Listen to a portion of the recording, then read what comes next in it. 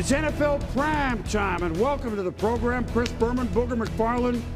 Hey, it's the first day of autumn. Of course, where you live in Florida, the leaves aren't falling yet. No leaves are falling, and it's still a tad warm. It's good to be in the nice fall weather up here. Welcome to New England. Although, you know what, a lot of teams, it looks like they're still summer, like they're still trying to sort out who they are, what they want to be, what they should be. I think that was the theme of today, Booger. Well, no doubt about it. Teams are still trying to in that little posturing mode where they can figure out who they are. Well, here's a couple things. So going into the week, 9 2-0 teams, 8 0-2 teams. Who would keep it rolling?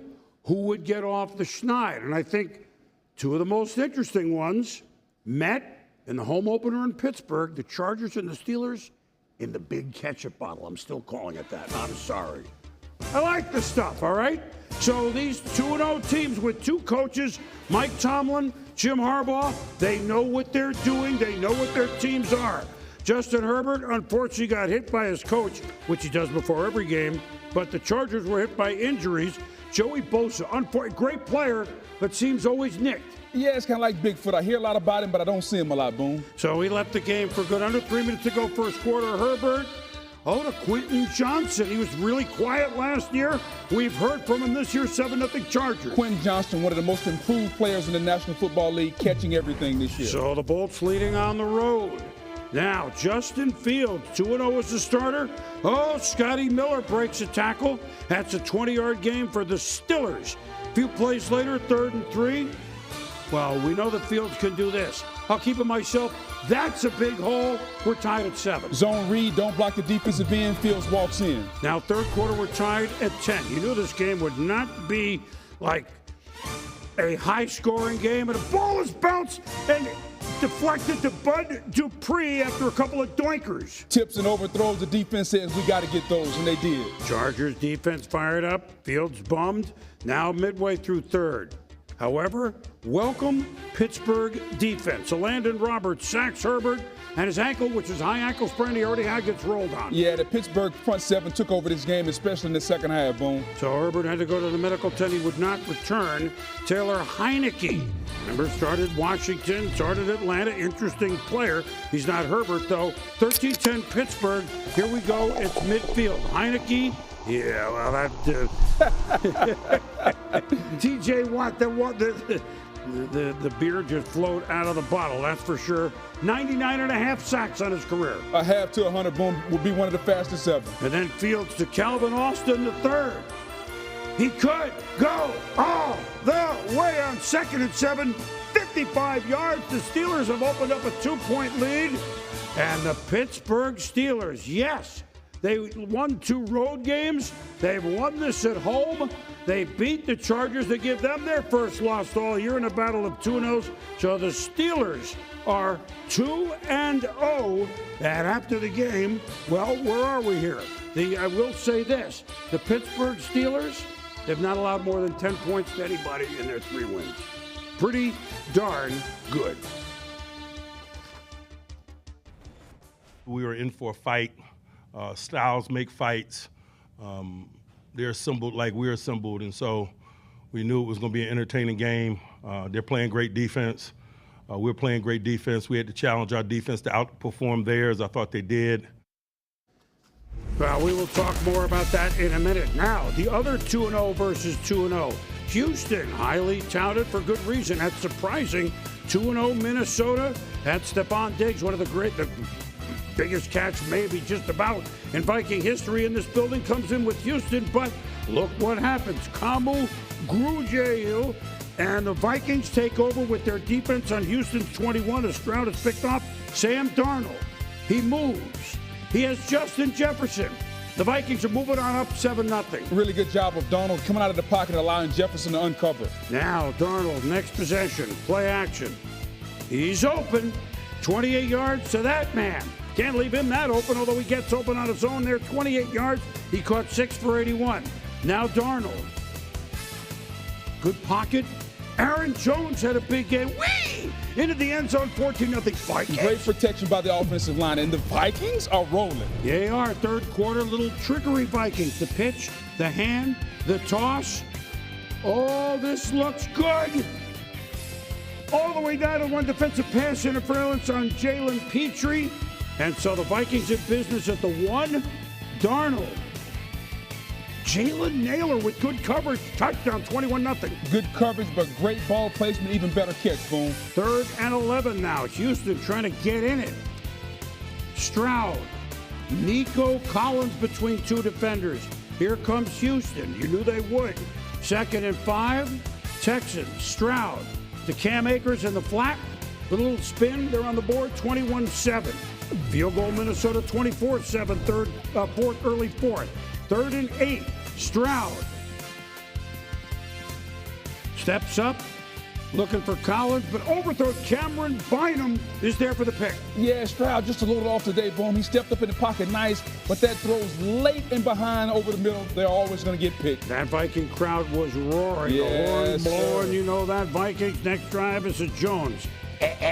And then along came Jones. 39 yards. That was the Coasters. You weren't alive then. Yeah, no. I was barely alive inside the 5. And then Darnold. He had 4 touchdown passes. Johnny Muntz. 2-yard touchdown. The Vikings. Vikings? They are 3-0. The underdog at home in this game. They humbled the Texans 34-7.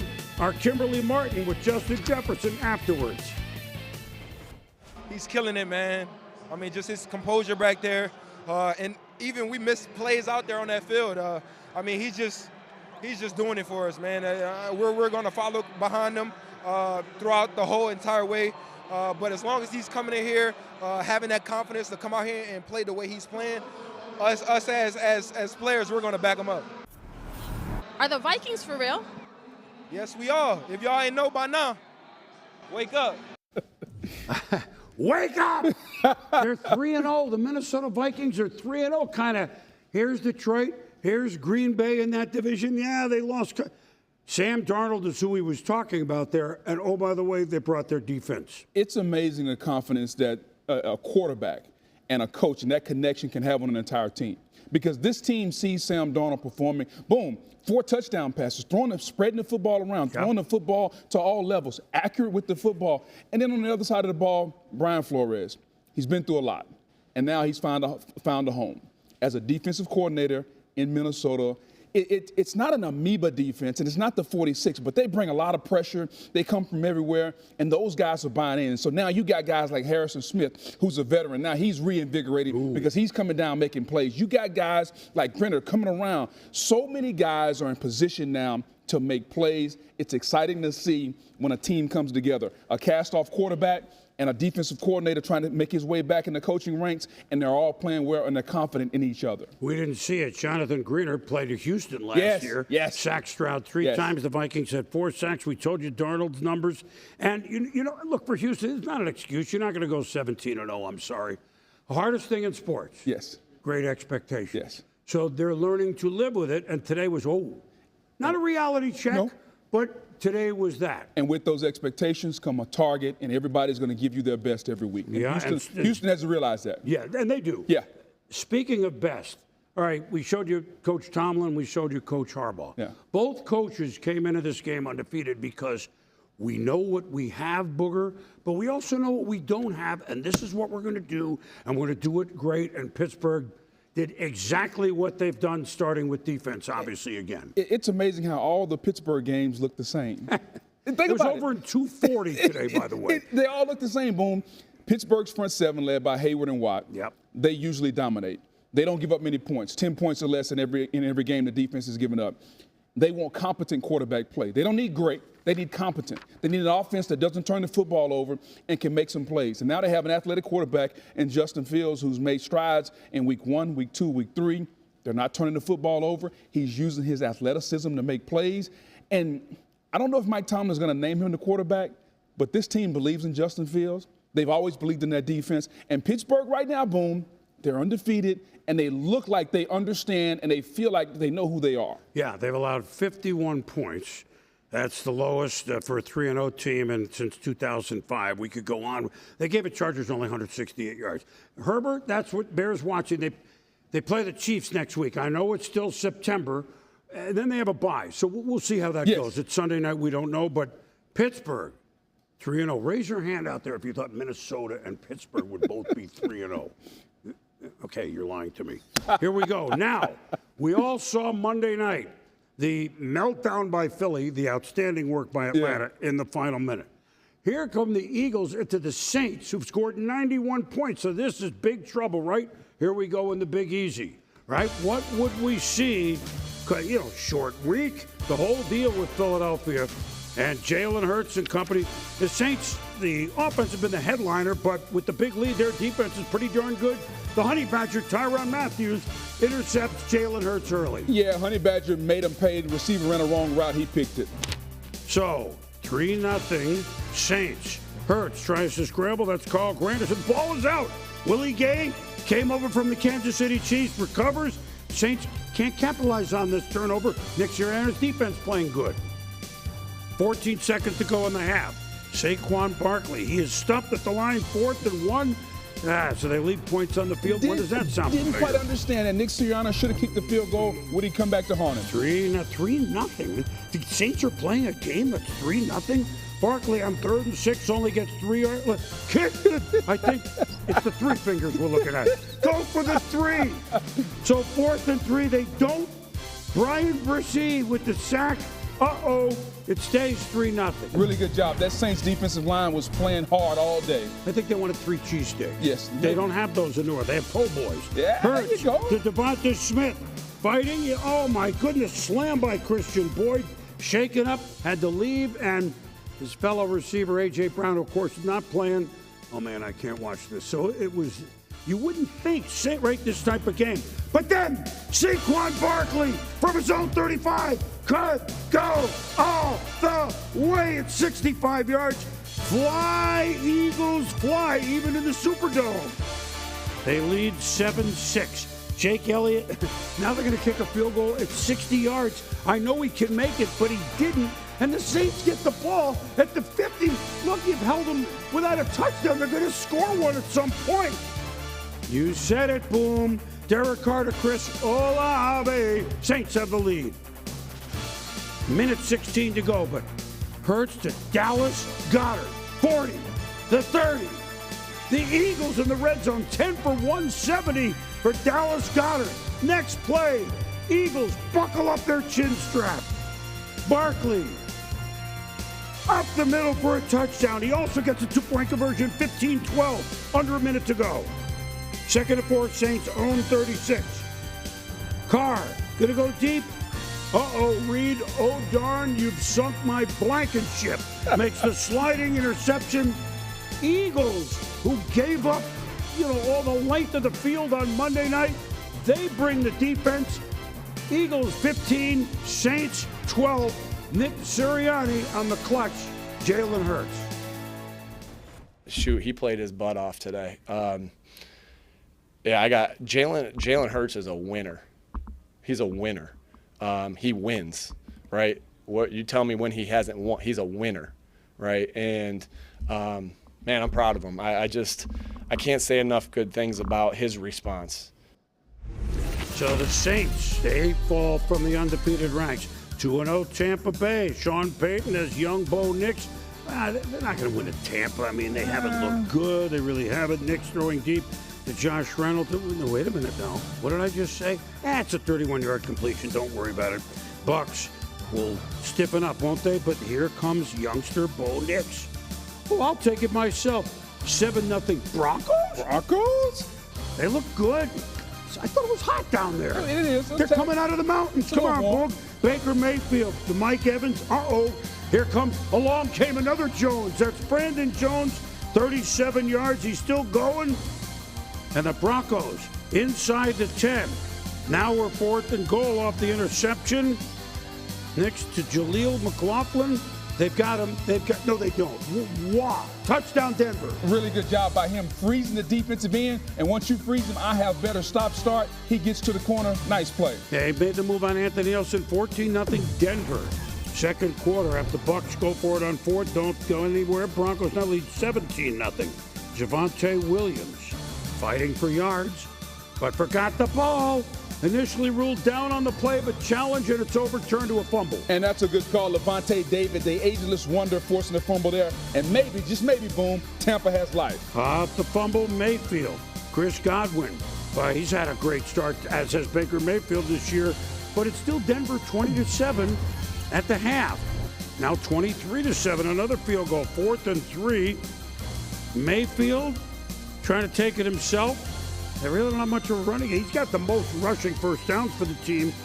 That's great if you're Lamar Jackson, I guess. But the Broncos force a turnover on down. Another field goal, Denver. Mayfield, Cade Otton, Riley Moss. Strip it, picked up by Jones. Boy, it's a day for the Joneses, I will tell you that. And so, Baker Mayfield, what happened? It's Bo Nix, Sean Payton. Bo Nix gets his first win. And the Bucs are no longer undefeated. Broncos 26-7. So, like we said, the Buccaneers, Baker Mayfield, losing side for the first time.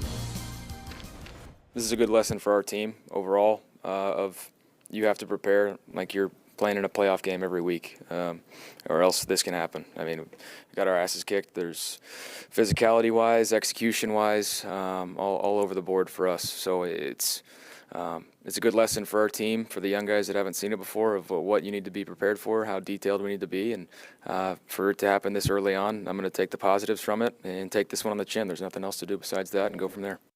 Well, and correctly, he summed it up. 2-0, 0-2 against a struggling offense with a rookie. But it's week to week in this league, isn't it, Booger? It's no doubt about it. And you can tell the Bucs play like an immature team. 0-2 team coming, rookie quarterback. Yeah, we got this one in the bag. Not realizing that Sean Payton is going to coach that rookie quarterback up. And Bo Nix got better. Didn't turn the football over. He distributed the football, used his athleticism and his legs outside the pocket. And from a defensive standpoint, the Broncos matched up well. Patrick Surtain can match up with Mike Evans. Yes. They don't get beat over the top. The Bucs don't have a lot of team speed. And so overall, the Broncos came out and they believed. And on top of that, boom, here's the key. They were desperate. They were 0-2, and they played like a more desperate team today, more than the Bucs. They outgained them by about 130 yards. 7 sacks, too. Yes. 7 sacks. Getting after the quarterback. It's amazing when you get a lead. It's amazing how that works. I think you played defense in the league for a long time. You can pin those ears back a little bit. And speaking of defense, look, let's go to Philadelphia, because that defense, after they played, look, New Orleans had 91 points, okay? It's a 3-0 all this time, and then finally, after 60-yard field goal, I don't know, they give up a touchdown. They're going to give up a touchdown, but yet they played a great game, and then Hurts picked them up. It was a real, okay, I see you, and I see you. Do you get where I'm going? No doubt about it, because early on in the season, the defensive line has been struggling. Hurts and Saquon have been carrying the team. Today, the defensive line dominated, Boom. Yes. Finally, Jalen Carter, Jordan Davis, those guys up front, they dominated the football game. And Saquon Barkley has probably been the best offseason addition of anybody. Okay, Boom, almost 150, 160 all-purpose yards. No A.J. Brown, no Devontae Smith. Saquon and that defensive line carried the Eagles home today, and a much, much important needed road win. And a win for the coach and a quiet. Yes. I will say this, and I know you agree, Philly, they'll agree. Best they've looked since early to mid-November last year when they were 10-1. They haven't looked a complete team, both sides of the ball, since that. They can take a lot out of this. And from a stylistic, here's the one thing. The coach has to make better decisions, and Jalen can't turn the football over. Still a few too many turnovers by Hurts. Oh, no. But this is an unbelievable win to knock the Saints from the ranks of the undefeated. Now, we go the other end where the 0-2. Well, Indianapolis, are they too good to be 0-3? Well, in came Caleb Williams, Bears. Remember, they won opening day with that touchdown. And Anthony Richardson, so you could see both of these quarterbacks pretty green as a starter in the NFL, and both look great, but they also look like this. Richardson, Tremaine Edmonds, you can't throw that. Interception. The ball was tipped. Even if it wasn't tipped, it was going to be picked in the triple coverage. Now the Bears play action. Oh, there's a good pocket. Williams, Jerome Odunze, the other early first-round pick from Washington, 47-yard play. This is the way it's supposed to look. Yeah, nice connection there. Down to the 33, 2 plays later. Williams, that's a little late. Except you know who's not late? Along came another Jones. My goodness, Jalen Jones. Interception, pick six. Now, Jonathan Taylor. Yeah, why don't we get him the ball? This would be a really good idea. There wasn't a pick six, but it turns into this touchdown, 7-0 Indy at home. Matt Eberflus puts his trust into Roshan Johnson. We get enough on 4th and inches for the first down. 4th and goal. DeAndre Swift. Lost 12. Turnover on downs. Colts defense stiffens. They lead 7-0 at the half. A lot of low scoring. Williams tries for a Dunze, and along came Jones again. My goodness gracious. It's like Jones in the phone book. Every one of them, you got to circle the number. 2 picks on the day for him. Trey Sermon, I got to admit, Sermon always good on Sundays. Yes, especially in the first service. Yeah, early on he comes from the pulpit into the end zone, and it's 14-3. Indy. Williams, but here's a Dunze, so touchdown Bears. First career for him, first career for both. You're gonna give me the ball? No, I want the ball. No, you want the ball? No, look, it's our first. We're gonna have to split it, cut it right down the middle. I don't know. 14-9. Bears trail. Williams, Liatu Latu. Don't they have that at Starbucks? I think that's a latte. Vente side. Yeah, there we go. It was good. Stop by the Colts defense. And Richardson, we're showing you a lot of 1-yarders. It's a 1-yard run by Taylor. It's 21-16 that the Colts go on to win. And Caleb Williams gets on the board. He threw for a lot of yards. He threw a lot of time. 363, throwing 52 times. So both quarterbacks, interesting. Both quarterbacks young. Caleb, he'll smile when he wins, but this was a step. I think we're right there. It's on all the plays we were just simply one small detail, or and that's myself included on some of these plays that happened today. But we're one small detail, a lot of these plays that, like I've said in many other interviews, that these small details always add up to be something bigger. Well, he gets that much of it. The Packers are at the Titans, trying to avoid going 0-3 at least at Tennessee. Jordan Love looked pretty good in pregame warm-ups, but he was scratched.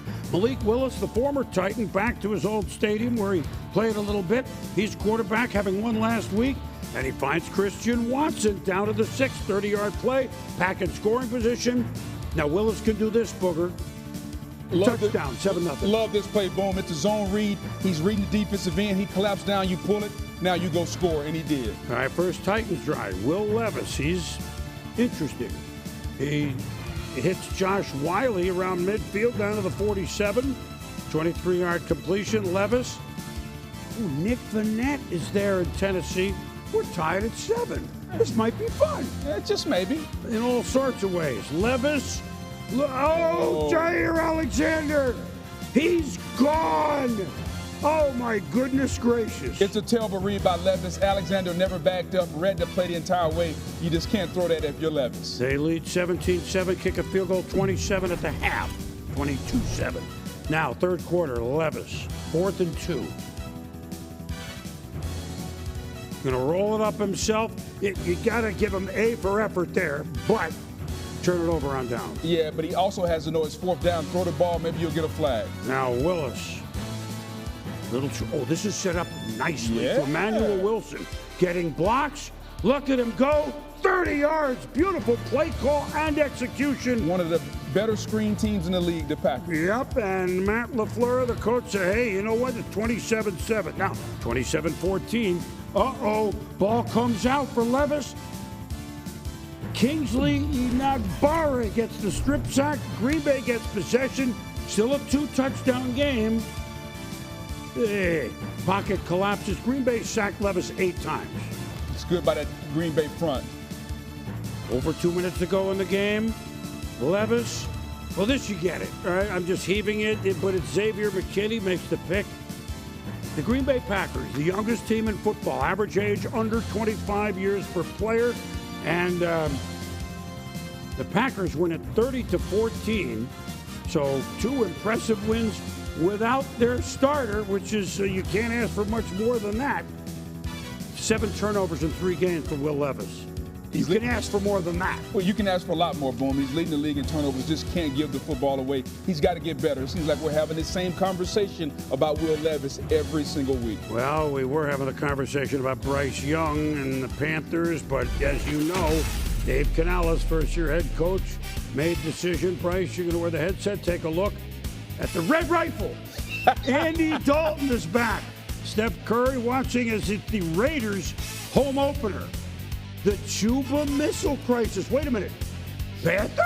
They have a lead. Panthers? It's 7-0. First lead since week 13 last year. Gardner miss you to Trey Tucker. Oh, this might be a fun game. Final seconds, first quarter. Alexander Madison dollies his way into the end zone. We're tied at 7. Anthony Pierce saying, all right, beat Baltimore last week. It's our home opener. Let's go. But Andy Dalton was having none of it.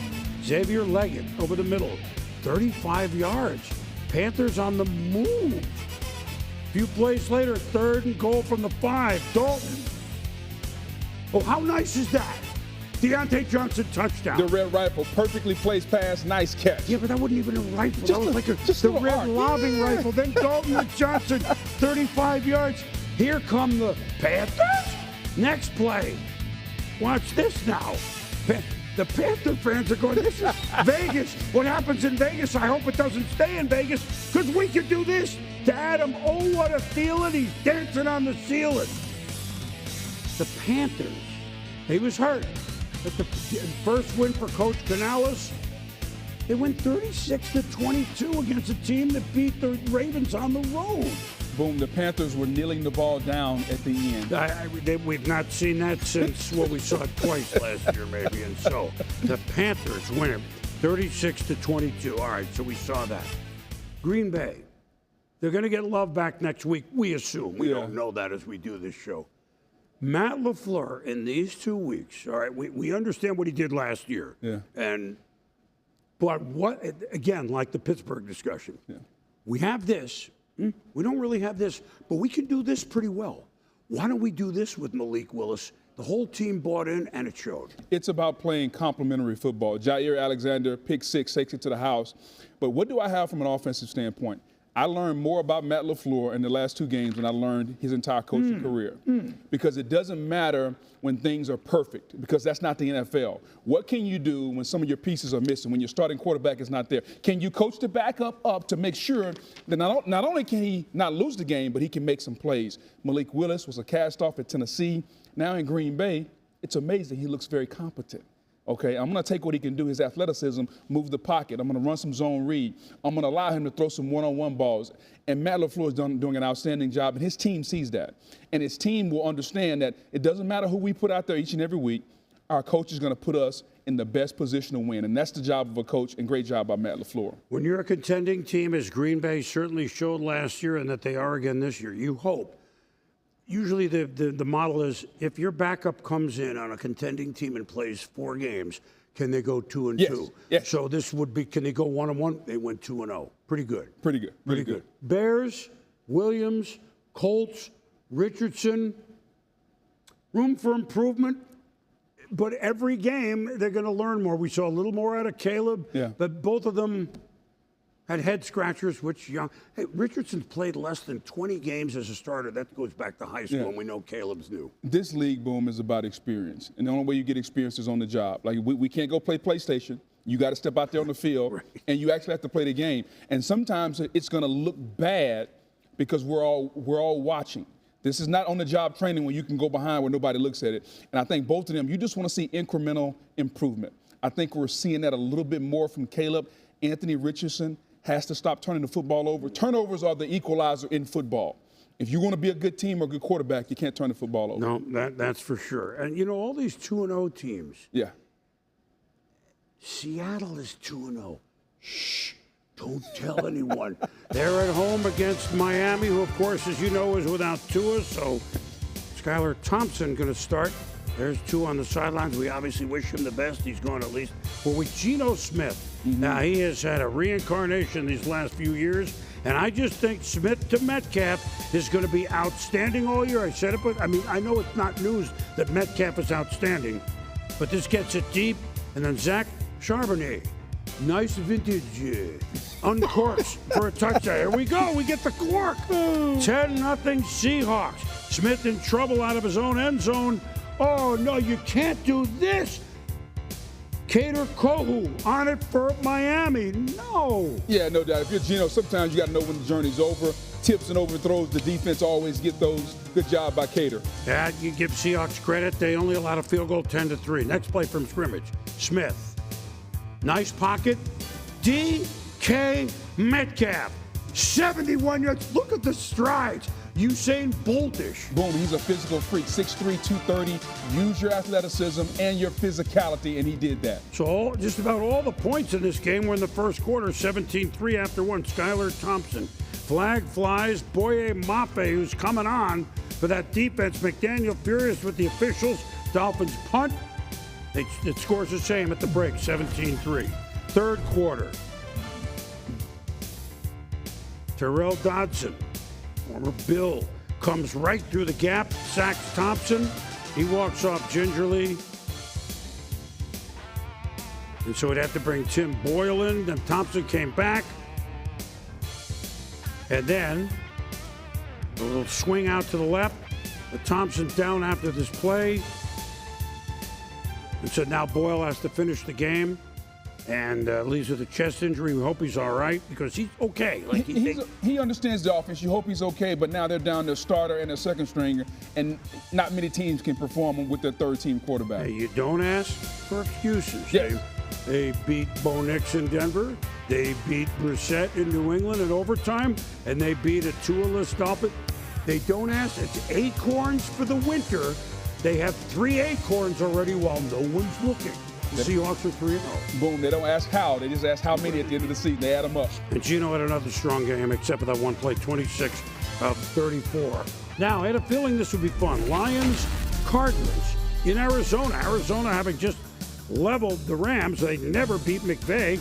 And Goff was his quarterback a lot, and they rarely beat him. So here comes Goff. Lions, David Montgomery, touchdown. Detroit off a loss last week. The Tampa 7-0 Lions on the road. Kyler Murray, later faced, he's looked strong, he's looked fast. Did I say he looks fast? Very. 21-yard scramble, first down. First and goal a minute later. Murray faking the handoff. Nice to Marvin Harrison Jr. It's a touchdown. We're tied at 7. Really good ball placement. Man, it's good to see Kyler Murray healthy. Yeah, it is. Exciting player. Jared Goff. Amon-Ra St. Brown over the middle, gain of 20 on the play. Here come the Lions into the second quarter, same drive. Third and goal from the 5. Can Arizona get there? No. Goff can get it to St. Brown. 13-7, they missed the extra point. Jahmyr Gibbs, 2 minutes to go in the half. Hand up straight up the middle. He's gaining 14. 36 seconds left in the half. Goff. Tricky Lions. Up the field, St. Brown tosses to Gibbs. How about that hook and ladder? Love it. Boom, you got to love it because it's unexpected, really good execution there. Nice job on the hook, the tap, getting the ball to Gibbs, touchdown. And Sam Laporta hurt and carted off. He would return later, so that's good for the Lions. Field goal at the half, it's 20-10 Detroit. Still 20-10 fourth. Murray to Michael Wilson into Lions territory. Pick up a 28. First and 10 from the 32. Aiden Hutchinson, what a start to the season he's had. 4.5 sacks last week. Boom, picked up right where he left off. Had 2 and it's just 6.5 for him on the season. Field goal Cardinals, 1-score game, 20-13 with Goff. St. Brown, 2 minutes to go across the middle, 17 yards. Tick, tick, tick, tick, tick, tick. Cardinals have no timeouts. Goff. Can we keep the chains moving? Safe. The Lions score at the end of the half with a hook and ladder. Yes. Run out the clock late. That's the mark of a strong team, as we all know that they are. Dan Campbell and Arizona much improved. They played Buffalo tough.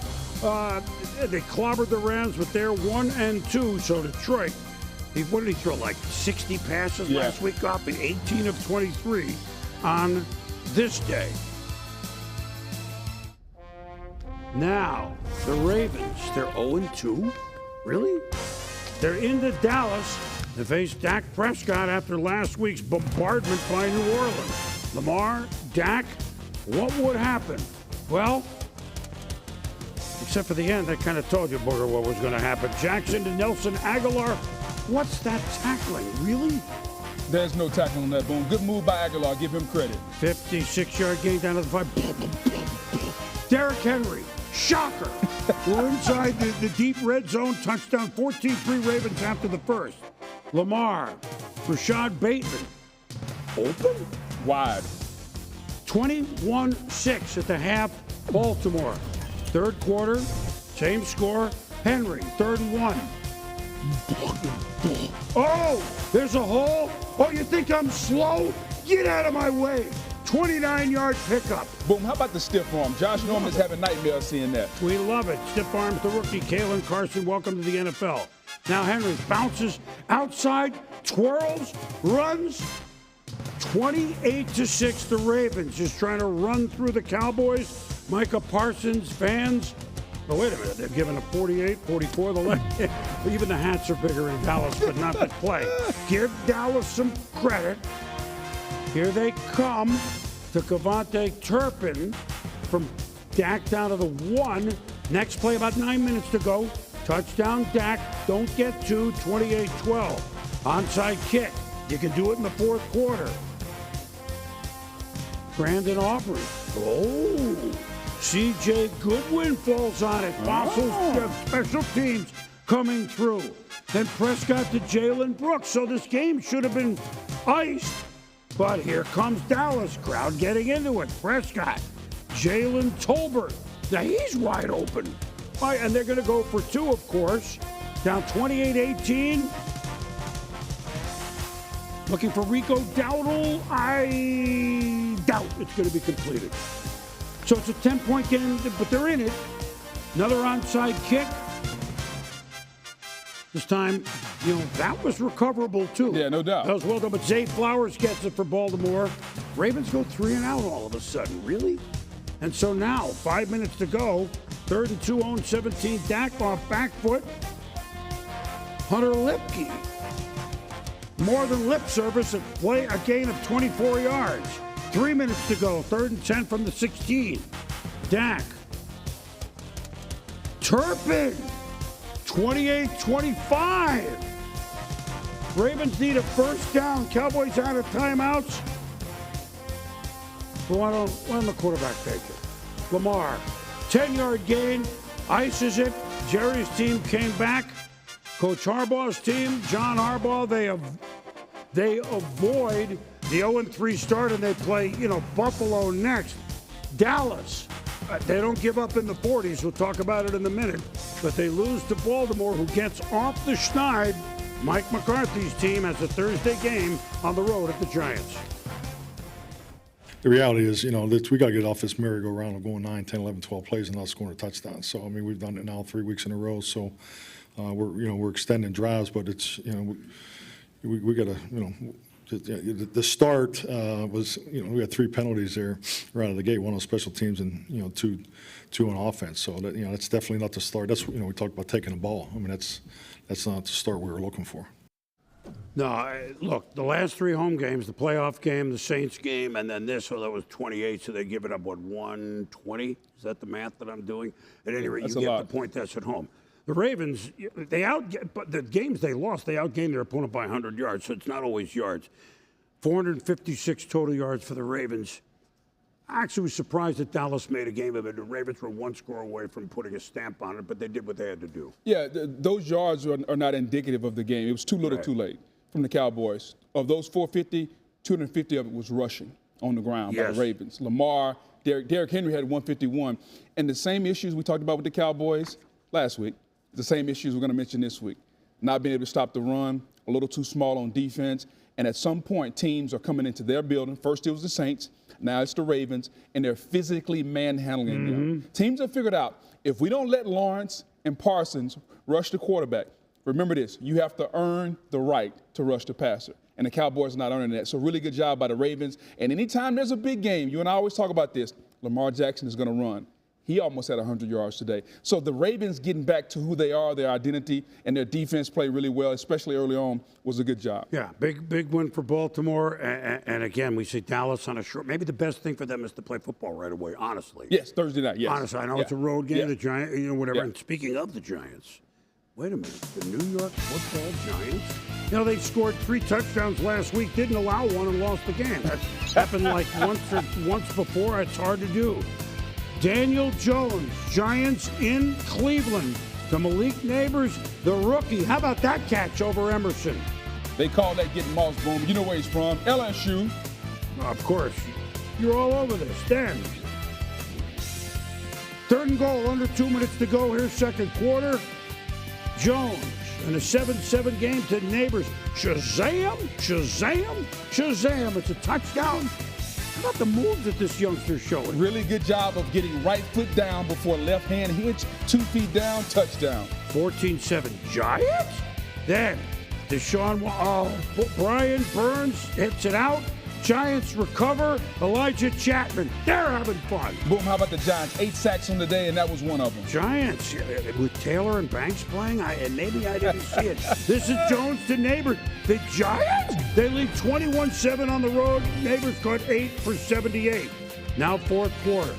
Watson to Amari Cooper. They get a 2-point conversion, 21-15. The Browns trail.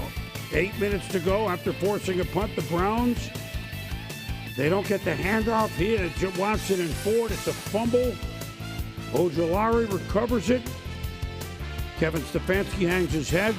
Kicking problems last week, as in they didn't have one. They have one this week. Greg Joseph missed from 48. Browns have a chance, but really, and you can look at whatever you want. And for the Giants of Brian Daboll, they get off the 0-2 Schneider. They win 21-15. And Cleveland.